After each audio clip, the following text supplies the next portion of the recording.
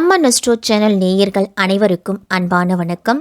இந்த தொகுப்புல தமிழ் வருடத்தின் முதல் மாதமான சித்திரை மாதத்துக்குள்ள நாம அடியெடுத்து வைக்க போறோம். அந்த சித்திரை மாதம் மேஷம் முதல் மீனம் வரை இருக்கக்கூடிய 12 ராசிக்காரர்களுக்கும் எப்படி இருக்கும், என்னென்ன பலன்கள்லாம் கிடைக்கும், கிரக நிலைகள்லாம் எப்படி இருக்கு அப்படின்னு பார்க்கலாம். நம்ம சித்திரை மாதம் 1ஆம் தேதி முதல் 30ஆம் தேதி வரைக்கும் இருக்கு.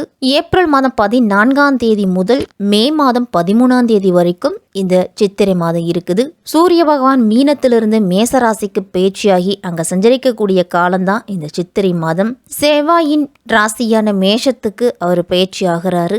நவகிரகங்களோட தலைவனான சூரியனும் உச்சம் அடைகிறாரு. ஒருவருக்கு தைரியம், வீரம், ஆத்ம பலத்தை தரக்கூடியது சூரியனால மட்டும்தான் கிடைக்கும். அந்த சூரிய பகவான் எப்படி யோகங்கள்ல எல்லாத்தையும் கொடுக்க போறாரு அப்படின்னு பார்க்கலாம். சூரியன் மேஷத்திலையும் செவ்வாய் கும்பத்திலையும் 9ஆம் தேதி வரைக்கும் இருக்கிறாரு. அதன் பிறகு மீனத்துக்கு போறாரு. புதன் மீன ராசியில 3ஆம் தேதி வரைக்கும் இருக்கிறாரு. அதன் பிறகு வக்ர நிவர்த்தியாகி 23ஆம் தேதிக்கு பிறகு மேஷத்துக்கு போறாரு. சுக்கிரன் மீன ராசியில 12ஆம் தேதி வரைக்கும் இருக்கிறாரு. அதன் பிறகு மேஷத்துக்கு போறாரு. குரு பகவான் மேஷ ராசியில 18ஆம் தேதி வரைக்கும் இருக்கிறாரு. அதன் பிறகு ரிஷபத்துக்கு போறாரு. சனி கும்பராசிலையும், ராகு மீன ராசிலையும், கேது கன்னி ராசிலையும் இருக்குது.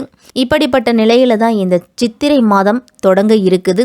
நம்மளால முடிந்தா உதவியா இருக்கணும், உபத்திரமா யாருக்கும் இருக்கக்கூடாது அப்படின்னு நினைக்கக்கூடியவர்கள் தான் இந்த கன்னிராசிக்காரர்கள். இந்த சித்திரை மாதம் முழுவதுமே கன்னிராசிக்காரர்களுக்கெல்லாம் எப்படி இருக்கும், என்னென்ன பலன்கள் கிடைக்கும் அப்படின்னு பார்க்கலாம். தொழிலில் புதிய ஒப்பந்தங்கள் கிடைக்க போகுது. வெளிநாட்டு வணிகம், பூர்வீக சொத்து பிரச்சனையிலிருந்து வந்த தடை இது எல்லாமே நீங்கி நல்ல லாபத்தை கொடுக்கும். உடல் நலத்திலிருந்து வந்த சிறு சிறு பிரச்சனைகள் அப்படிங்கிறது நீங்க போகுது. இந்த கன்னிராசிக்காரர்களுக்கு குடும்பத்திலையும் சரி, தனிப்பட்ட எதிர்பார்ப்புகளை தவிர்த்து வேலை, வியாபாரம், கடன் அடைக்கிறது, வாரக்கடன் வசூலாவதிலெல்லாம் இந்த சித்திரை மாதம் சாதகமாகவே இருக்கு. உடல் ஆரோக்கியத்தில் மட்டும் சற்று கூடுதல் கவனத்தோடு இருக்கணும் கன்னிராசிக்காரர்கள். உங்க ராசிநாதன் நீச்சம் பெற்று சஞ்சரிக்கிறார். அவரோடு தன பாக்கியாதிபதியான சுக்கிரன் உச்சம் பெற்று சப்தமஸ்தானத்தில் இருக்கிறாரு. அதனால உங்களுடைய எண்ணங்கள் அனைத்துமே எளிதில் நிறைவேறும், சீக்கிரமா நடக்கும். நீங்க நினைச்சது நிறைவேற போகுதுன்னு சொல்லணும். எடுத்த காரியத்தில் வெற்றி அப்படிங்கிறதுக்கு உண்டு. பணப்புழக்கம் அப்படிங்கிறது இருக்கும். வியாபார வளர்ச்சி அப்படிங்கிறது உங்களுக்கு திருப்தி தரும் விதத்தில் உண்டு. உத்தியோகத்தில் பழைய பிரச்சனைகளுக்கெல்லாம் தீர்வு அப்படிங்கிறது கிடைக்க போகுது. அந்த தீர்வு கிடைச்சாலே நமக்கு ஒரு பெரிய முன்னேற்றம் தான். ஜென்மத்தில் கேதுவும் சப்தமத்தில் ராகுவும் இருக்கிறதால அலைச்சலும் ஆரோக்கிய தொல்லைகளும் அவ்வப்போது உங்களுக்கு இருந்துகிட்டே தான் இருக்கும். இது தவிர்க்க முடியாததாக தான் உண்டு கன்னிராசிக்காரர்களுக்கெல்லாம். சித்திரை மாதம் 12 ராசிகளிலேயுமே சனி மற்றும் செவ்வாயோட சேர்க்கை கன்னிராசிக்கு தான் மிக யோகமாக இருக்குது. சித்திரை மாதம் 18ஆம் தேதி வரைக்கும் கன்னிராசிக்கு நீங்க எதிர்பார்த்த விஷயங்கள் எல்லாமே நடக்க போகுது. தொழிலில் புதிய ஒப்பந்தங்கள், வெளிநாட்டு வணிகம், பூர்வீக சொத்து விற்பனையில இருந்த தடை இதெல்லாமே நீங்கி நல்ல லாபத்தை கொடுக்க போகுது. உடல் ஆரோக்கியத்தில் சிறு சிறு பிரச்சனைகள் நீங்கும். அது மட்டும் இல்லாமல் கடந்த சில வாரங்களாக இருந்துட்டு வந்த மனக்குழப்பமான நிலையிலாம் மாறி புதன் வக்ர நிவர்த்தி அடைவதால் உங்களுக்கு குழப்பம் நீங்கி தெளிவு அப்படிங்கிறது பிறக்க போகுது அப்படின்னு தான் சொல்லணும். சித்திரை மாதம் 1ஆம் தேதி முதல் 8ஆம் தேதி வரைக்கும் தான் கும்பராசியில் சனியும் செவ்வாயும் சேர்க்கை இருக்குது. 6ல் சனி இருக்கிறது உங்களுக்கு யோகமான அமைப்பு. அவரோடு அஷ்டமாதிபதி செவ்வாய் இணைந்திருக்கிறது விபரீத ராஜயோகம் உங்களுக்கு செயல்பட போகுது. அதனால தொழிலில் அடுக்கடுக்கான ஒப்பந்தங்கள் கிடைக்கும். வெளிநாட்டு வணிகம் உங்களுக்கு நல்ல ஆதாயத்தை கொடுக்கும். ரொம்ப நாளாக காத்துக்கிட்டே இருந்திருப்பீங்க இந்த ஆர்டருக்காக. இந்த ஆர்டர் அப்போ கிடைக்க போகுது உங்களுக்கு. என்றைக்கோ குறைஞ்ச விலையில் வாங்கி போட்ட இடமோ அல்லது பூர்வீக சொத்தோ அதிக விலைக்கு விற்கிறதால மகிழ்ச்சியாக இருப்பீங்க. ஒரு வீடு கட்டுறது இல்லை தொழில் செய்கிறது, இதுக்காக நீங்கள் இந்த பணத்தை உபயோகப்படுத்தி செய்யலாம்.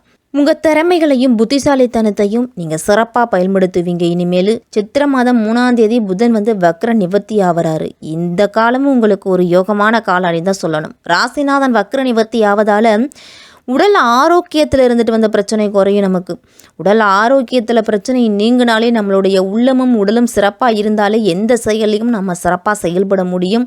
உற்சாகத்தோடு எல்லா செயல்களிலும் ஈடுபடுவீங்க, சுறுசுறுப்பாக இருப்பீங்க.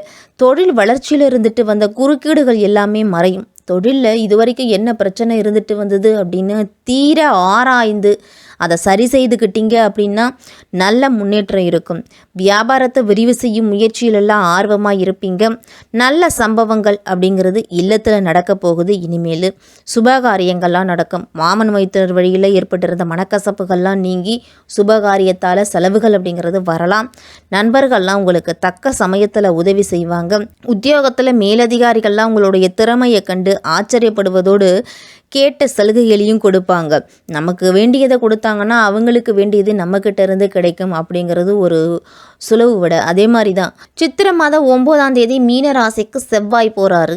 சப்தமஸ்தானத்தில் செவ்வாய் சஞ்சரிக்கும் பொழுது சில பிரச்சனைகள் மீண்டும் தலை தூக்கும். பழைய பிரச்சனை வரலாம். ஒரு சில பெண்கள் வழியிலையாக இருக்கட்டும், இல்லை நண்பர்கள் வழியிலையாக இருக்கட்டும், தொழில் சார்ந்தா இருக்கட்டும், அந்த மாதிரி ஒரு பிரச்சனை வரும். குறிப்பாக இடமாற்றம், வீடு மாற்றம்லாம் ஒரு சிலருக்கெல்லாம் மனக்குழப்பத்தையும் தடுமாற்றத்தையும் வரும். எந்த செயலையும் செய்ய விடாமல் தடுக்கும். என்ன பண்ணுவது அப்படின்னு யோசிச்சுட்டே இருப்பாங்க. தெளிவான முடிவு அப்படிங்கிறது எடுக்க முடியாத சூழ்நிலை அவர்களுக்கு வரும். எதிர்மறை சிந்தனைகள் அப்படிங்கிறது அதிகரிக்கும். முடிஞ்ச வரைக்கும் அதை தவிர்த்துக்கிட்டு நேர்மறை சிந்தனைகளை அதிகம் வளர்த்துக்குங்க. இல்லை அந்த தொழிலில் அனுபவஸ்தர்களோட ஆலோசனையை கேட்டு செய்யுங்க. வீட்டில் இருக்கக்கூடிய பெற்றோர்களோ அல்லது மனைவியோட ஆலோசனையோ கேட்டு அதன்படி நடந்துக்கிறது நல்லது. சித்திரை மாதம் 18ஆம் தேதி ரிஷபராசிக்கு குரு போகிறாரு.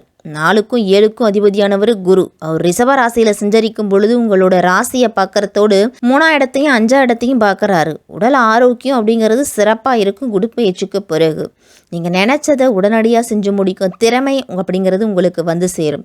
நல்ல நண்பர்கள் கிடைப்பாங்க. இனிமேலும் திருமணம் அப்படிங்கிறது தள்ளி போய்கிட்டே இருந்திருக்கும். ஒரு சில கன்னிராசிக்காரர்களுக்கெல்லாம் இனிமேல் அந்த திருமண யோகம் அப்படிங்கிறது கைகூடி வருது. உத்தியோகத்திலலாம் கூடுதல் பொறுப்புகளும் சம்பள அதிகரிப்பும் உண்டு. உங்களுக்கு மேசராசிக்கு சுக்கிரன் வந்து சித்திரை மாதம் 12ஆம் தேதி போகிறாரு. அவர் மேசராசியில் அமர்ந்துக்கிட்டே சப்தம பார்வையாக அவரது வீட்டை பார்க்கறது யோகம்தான். உங்களுக்கு பொருளாதாரம் அப்படிங்கிறது சிறப்பாக இருக்கும். அதே மாதிரி ஆன்மீக பயணங்கள்லாம் சென்று வருவீங்க. முடிஞ்ச வரைக்கும் உங்களுடைய பழைய கடன்களை அடைச்சு முடிப்பீங்க. இல்லை அடகு வைத்த நகையில் மீட்டு வருவீங்க. தொழிலில் இதுவரைக்கும் தடைப்பட்டு வந்த ஒப்பந்தங்கள்லாம் கிடைக்கும். உங்களுக்கு பெண் பிள்ளைகளோட கல்யாணத்துக்காக சிறுவரிசை பொருட்களை வாங்கி வைப்பீங்க. அதிலெல்லாம் நல்ல கவனத்தை செலுத்துவலாம். சுக்கிரன் பயிற்சி உங்களுக்கு சாதகமாகவே இருக்கு. குடும்ப வாழ்வில் அப்படிங்கிறது மகிழ்ச்சி அதிகரிக்கும். கணவன் மனைவி கூடயே அவ்வப்போது ஒரு சில பிரச்சனைகள் வந்தாலும் குடும்பத்தில் விட்டு கொடுக்காம நடந்து கொள்ளணும். ஆணாக இருந்தாலும் சரி, பெண்ணாக இருந்தாலும் சரி, ஒரு சில நேரத்தில் சண்டை சச்சரவு அப்படிங்கிறது கணவன் மனைவிக்குள்ள தவிர்க்க முடியாதது தான். இருந்தாலும் நம்மளுடைய குழந்தைகள், நம்மளுடைய குடும்பம், பெற்றோர்களை நினைத்து அதெல்லாம் ஒரு பொருட்டாக எண்ணாமல் அது ஒரு தடை மாதிரி அதை தவிர்த்துக்க அடுத்தடுத்த வேலையை நம்ம பார்த்துக்கிட்டே இருக்கணும். அப்படி பார்த்தா தான் குடும்ப வாழ்வில் மகிழ்ச்சி அப்படிங்கிறது இருக்கும். குடும்பத்தின் மொத்த வருமானமும் உங்களுக்கு அதிகரிக்க போகுது. பொருளாதாரத்தில் இருந்துட்டு வந்த தடைகள் எல்லாமே நீங்கும். கன்னிராசிக்காரர்களுக்கெல்லாம் காதல் திருமணம் அப்படிங்கிறது கைகூடி வரும். இதுவரைக்கும் காதலர்களாக இருந்திருப்பீங்க. இனிமேல் கணவன் மனைவியாக மாறக்கூடிய வாய்ப்பு இருக்கு. குறிப்பாக கலப்பு திருமணம் செஞ்சுக்கிறதுக்கு அதிகமாக அவங்களுக்கு கிரக நிலைகள்லாம் சாதகமாக இருக்குது. புதன் போறாரு சித்திரை மாதம் 23ஆம் தேதி. அவர் 10ஆம் இடத்திற்கு அதிபதியானவர் அப்படிங்கிறதால அஷ்டமஸ்தானத்திலையும் மறைஞ்சிருக்கிறாரு. அதனால பொருளாதாரம் ஓரளவு சிறப்பாக இருக்கும். மறைஞ்ச புதனால நிறைஞ்ச தனலாபம் உண்டு. அப்படிங்கிறதுக்காக எதை எந்த நேரத்தில் செய்ய நினைச்சீங்களோ அதை அந்த நேரத்தில் சிறப்பாக செய்து முடிப்பீங்க. அடிப்படை வசதிகளை பெருக்கிக் கொள்றதுக்கு முன் வருவீங்க. வீட்டுக்கு தேவையான பொருட்களை எல்லாம் வாங்குவீங்க. சகோதரர்களோட ஒற்றுமை அப்படிங்கிறது கிடைக்கும். இனிமேல் உங்களுக்கு உத்தியோகம், தொழில் எல்லாம் நல்ல உயர்வு அப்படிங்கிறது உண்டு. பொது வாழ்வில் இருக்கிறவங்களுக்கெல்லாம் புதிய பொறுப்புகள் அப்படிங்கிறது கிடைக்கும். தொழில் செய்கிறவங்கெல்லாம் எதிர்பார்த்த இலக்கை அடைவீங்க. மாணவர்களுக்கெல்லாம் படிப்பில் அதிகம் கவனத்தை செலுத்தணும். அதே மாதிரி குடும்ப சுமை அப்படிங்கிறது சற்று கூடுதலாகவே இருக்கும். பெண்களுக்கெல்லாம் குடும்பத்தில் நெருக்கடி கூட வரும். குடியிருக்கும் வீட்டாலும் சரி, அக்கம் பக்கத்தில் இருக்கிறவர்களாலும் சரி, சில பிரச்சனைகள்லாம் வரலாம். அதனால் இந்த மாதம் சற்று குடும்பத்தை பொறுத்த வரைக்கும் கூடுதல் கவனத்தோடு இருக்கணும். ஓரளவு உங்களுக்கு எல்லா விஷயங்களுமே சாதகமாக தான் நடக்கும். அப்படின்னாலும் திடீரென்று வரக்கூடிய இடமாற்றம் தடுமாற்றத்தை ஏற்படுத்தும். அது மட்டும் இல்லாமல் ராகு மற்றும் செவ்வாயோட சேர்க்கை திருமண வாழ்க்கையில் ஒரு சில பிரச்சனைகள்லாம் ஏற்படுத்தலாம். சித்திரை மாதம் முடியும் வரை குடும்ப விஷயங்கள் மற்றும் கூட்டுத்தொழில் இருக்கிறவங்கெல்லாம் முடிஞ்ச வரைக்கும் அவர்களிடத்தில் விட்டு கொடுத்து போகணும். உடல் ஆரோக்கியத்திலும் சரி, வாழ்க்கைத்தின் உடல் ஆரோக்கியத்திலும் சரி அக்கறை அதிகம் அப்படி எடுத்துக்கணும். இந்த குரு பயிற்சிக்கு பிறகு கன்னிராசிக்காரர்களுக்கெல்லாம் அற்புதமாக இருக்கும். கன்னிராசிக்கு 9ஆம் வீட்டில் குரு வந்து பயிற்சி ஆகிறாரு. திருமண ஸ்தானத்தை பார்க்குறதால அனைத்துமே உங்களுக்கு நல்லதாக தான் நடக்கும். கன்னிராசினர்லாம் சித்திரை மாதம் முழுவதுமே விநாயகருக்கு அருகம்புல் மாலை சாற்றி வழிபட்டுவாங்க. உங்களுக்கு எல்லா விதமான தடைகளையும் நீக்கி வெற்றியை வரவழைத்து கொடுப்பாரு இந்த விநாயகர். அமாவாசை மற்றும் பௌர்ணமி நாட்களில் அசைவ உணவுகளை தவிர்த்துட்டு இல்லத்து பூஜை அறையில் குலதெய்வத்தை நினச்சி விளக்கேற்றி அவரை மனதார கும்பிடுங்க. நீங்கள் நினச்சது நடக்கும், தொட்டது துலங்கும், தொல்லைகள் அகலக்கூடிய மாதமாக இந்த சித்திரை மாதம் இருக்கும்.